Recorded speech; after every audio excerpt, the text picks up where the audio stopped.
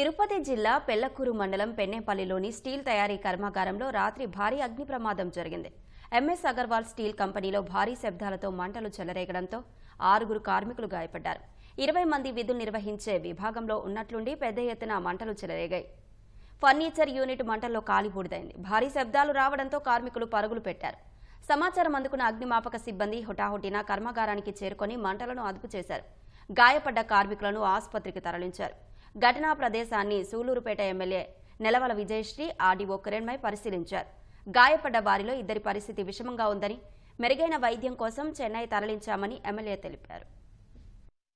ఈ బ్లాస్ట్ లో ఎవరు చనిపోలేదండి. ఇద్దరి పరిస్థితి అంటే 80% బర్న్స్ ఉండడం వల్ల కొంచెం విషమంగా ఉందని చెప్తున్నారు.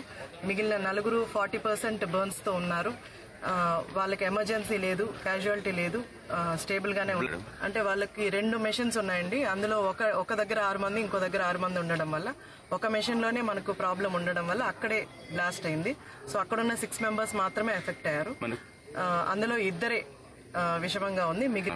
గత ప్రభుత్వంలో ఏం జరిగిందో మనకు తెలియదండి. కానీ ఈ ప్రభుత్వం వచ్చిన తర్వాత అలాంటివి కప్పిపుచ్చడానికి మనం ఛాన్స్ ఏమి ఇవ్వట్లేదు. అందరం వర్క్ చేస్తున్నాం. ఆర్డీఓ గారు కూడా ఉన్నారు ఇక్కడే. ఆవిడ కూడా ప్రతిదీ మానిటర్ చేస్తున్నారు, కలెక్టర్ గారికి అప్డేట్ చేస్తున్నారు. సో అలాంటి పరిస్థితులు కంపెనీ వాళ్ళు చేసే అవకాశం తప్పకుండా ఇప్పుడు మేము ఎమ్మెల్యే గారు, నేను అందరం పాయింట్ కూడా విజిట్ చేశాము. ఫ్యూమ్ అంటే పాయిజనస్ గ్యాసెస్ కానీ ఫ్యూమ్స్ కానీ ఏం లేవు. అంత కండిషన్ స్టేబుల్ గా ఉంది. ఈ నిన్న జరిగిన బ్లాస్ట్ వల్ల ఇంకొకటి కంటిన్యూస్ గా జరిగే ఛాన్స్ కూడా ఏం లేదు. Everything is stable.